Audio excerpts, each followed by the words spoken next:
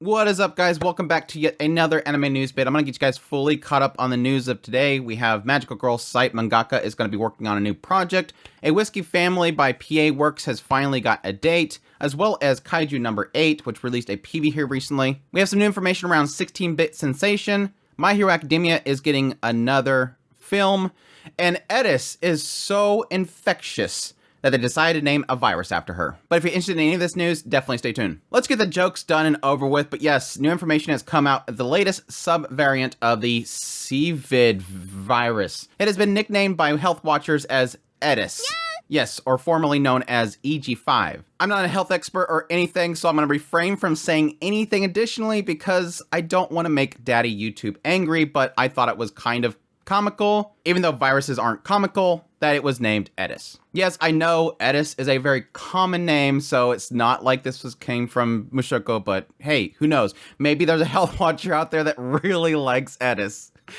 Anyways, moving on. The official website for I'm in Love with the Villainess has announced that the series is going to premiere on October 2nd.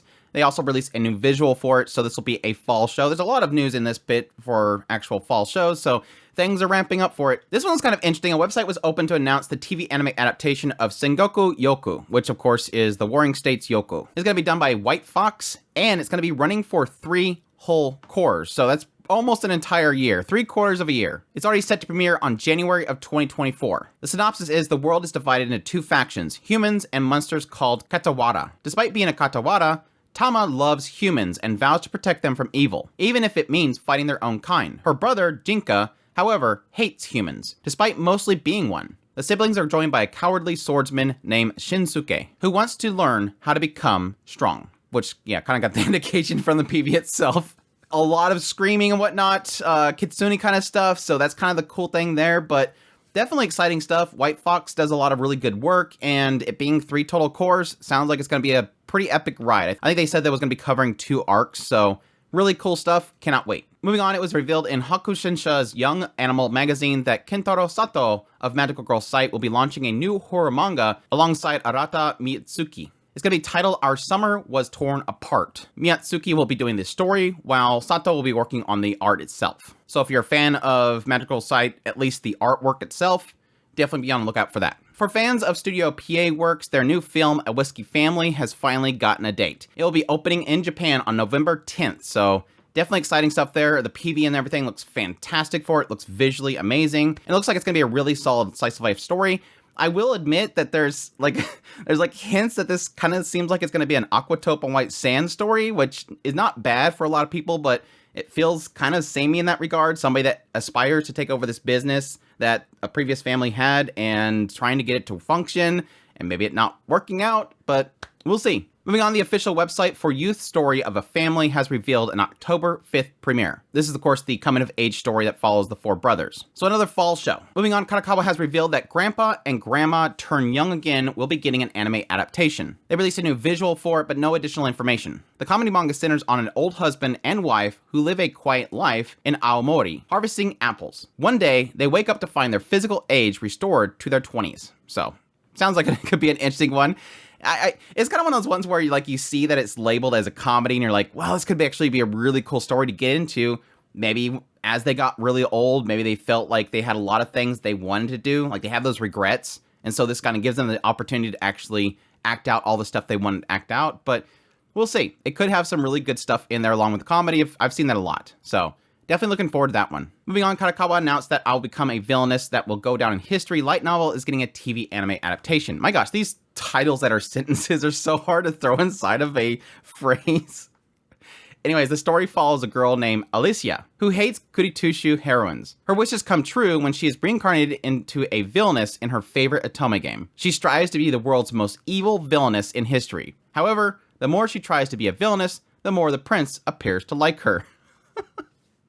Okay, that last part got me. I really wasn't sure about this one until that last sentence. What it kind of figure is going to happen is you have the aspect of her trying to be the evilest of evil, and then they take it wrong. I don't know. It might just be the prince. Maybe he's like sadistic in some way, but it could be like one of those funny aspects of every time she does something evil, it seems like everybody takes the wrong impression of it, or it just kind of flips on her. That sounds actually pretty funny. So we'll see how that one turns out. Typically, a lot of these stories, these Otome games, anime, are always somebody not wanting to be the villainess. This one, she wants to be the villainess, so definitely looking out for that one. Moving on, the website for the TV anime A Girl and Her Guard Dog revealed a September 28th premiere. So this will be like one of the first shows that's going to premiere for the fall. Typically, October is that point, so if they're into September, those will be the early starters, which I cannot wait for, because I cannot wait to see if there's going to be any controversy around this show, because, yes, typically age gap stories, everybody flips out, but because the main character is not the male character, people usually are okay with it. It's only when the male character is the main character that everybody suddenly thinks this is bad. This is bad. This should not exist. But we'll see. When I seen the PV, I wasn't too on board with it just because of the style itself, but it could grow on me. Moving on, Aniplex announced that it will be holding its Aniplex Online Fest, online and in person, in Japanese and English. And so this will be starting in Japan on September 10th at 12 o'clock. And in English, they list the event starting on September 9th at 8 p.m. Pacific Daylight Time. There seems to be a time difference here, so I'm assuming that the event starts 2 hours early, and that's when the online event starts. So I'll definitely be probably live streaming this. I'm not sure if I'll do it on YouTube or if I'll do it on Twitch, because YouTube will not like me doing that, or at least Japan won't like me doing that through YouTube. So we'll see, but I'll probably be live streaming this. It was really fun last time, so I'll enjoy doing it this time as well, I'm sure. Moving on, Amazon listed the 4th compilation of Vivi Fluoride Ice Songs Manga as its final volume. And this is set to release on September 7th. So I've heard some good things about the manga, so I might actually check this out once it completes, but that's upon my list of other things that I have to finish, but we'll see. For our next bit, the official website for 16-bit sensation Another Layer TV anime has revealed cast, staff, visual, OP theme, and an October premiere, so another fall show. This is definitely one that I'm looking forward to. This is the one where it has somebody that starts working at a PC shop and eventually finds out the shop itself is like a front to like the back that has erotic game development. So, and eventually she gets pulled into doing work for that. And a really cool thing about this manga itself that it's based off of is that it's based off of Misato Mitsumi and Tatsuki Amazuyu's real life experiences working at Aqua Plus. So really cool stuff. I'm really excited for this one. Moving on, an event for the 6th season of My Hero Academia has revealed that yes, it will be getting a 4th film. Yes, it's already kind of lined up to get a 7th season, but yes, the film, I'm not sure which one's actually going to come first. Hopefully they don't screw it up like last time, where they had a film and a season coming at the same time, and then they end up getting the times all messed up for at least the Western front. But there you go. Just keep turning out those films. Moving on, a website was open for the TV anime My New Boss is Goofy. They released a new PV and cast information, set to premiere in October, so another fall show. Checking out the PV, I am not too into it. My only hope is that it sort of has a haven't you heard Sakamoto kind of vibe to it. Something where he just kind of pulls off funny things without even knowing it. But at least with Sakamoto, it was always like cool stuff, whereas this one just seems like it's just, oh, he does goofy things, he's very blank-faced, and everybody kind of responds to it.